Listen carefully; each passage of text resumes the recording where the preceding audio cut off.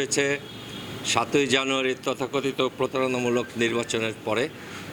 সেই নির্বাচনের সময় আমরা জনগণকে ডাক দিয়েছিলাম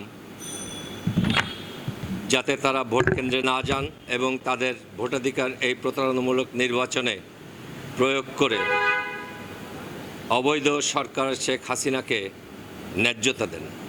তারা আমাদের ডাকে সাড়া দিয়েছেন এবং এই অবৈধ সরকারকে এই দেশের ৯৫% ভোটার কোনো ভোট দেননি এবং তারা এই সরকারকে অবৈধ বলেছেন এবং না বলেছেন। ঠিক এখন নতুন করে আবার আমাদের আন্দোলনের পরবর্তী পর্যায় শুরু হবে।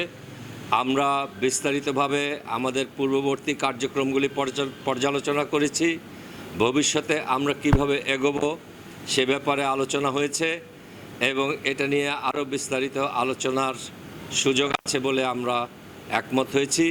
সেইভাবে আমরা এই আলোচনাটা সম্পূর্ণ করে ইনশাল্লাহ এই দেশের মানুষকে মুক্ত করার জন্যে এই অবৈধ ভারতীয় সরকারের একটা সংগঠন আওয়ামী লীগের তথাকথিত এই সরকারকে এখান থেকে বিতাড়িত করে বাংলাদেশ, স্বাধীন বাংলাদেশকে জনগণের হাতে আবার ফিরিয়ে দেব এবং একটা গণতান্ত্রিক পরিবেশ এখানে গড়ে উঠবে।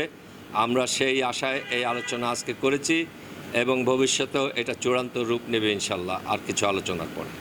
ধন্যবাদ সবাইকে। আমাদের সমমনা এবং দীর্ঘদিন ধরে আমরা একসাথে যুগপৎ আন্দোলনে আমাদের শরিক দল গণতান্ত্রিক জাতীয়তাবাদী গণ অধিকার পরিষদের দেশে একটি অবাধ সুষ্ঠু নিরপেক্ষ নির্বাচন ৭১ সালের মহান মুক্তিযুদ্ধে আমাদের আমরা করেছি একটিমাত্র কারণে, আমাদের গণতান্ত্রিক অধিকারের জন্য। সেটি আজকে ভুলুণ্ঠিত এবং আজকে দ্রব্যমূল্য সহ বিভিন্ন সেক্টরে, ব্যাংক সেক্টর বিশেষ করে বাংলাদেশ ব্যাংক সহ সর্বক্ষেত্রে যে আজকে এটা লুট হয়েছে, দ্রব্যমূল্য সহ বিদ্যুৎ সহ গ্যাস বিল সমস্ত কিছুতে আজকে মানুষের নাবিশ্বাস। এর থেকে মুক্তির লক্ষ্যে কিভাবে আগামী দিনে আন্দোলন সংগ্রাম এবং মানুষের এই অধিকার ফিরিয়ে আনার লক্ষ্যে আমরা বিভিন্নভাবে আলাপ আলোচনা করেছি। আগামী দিনে আমাদের এই যুগপৎ আন্দোলন রাজপথে চলবে সে লক্ষ্যে আমরা আলোচনা করেছি।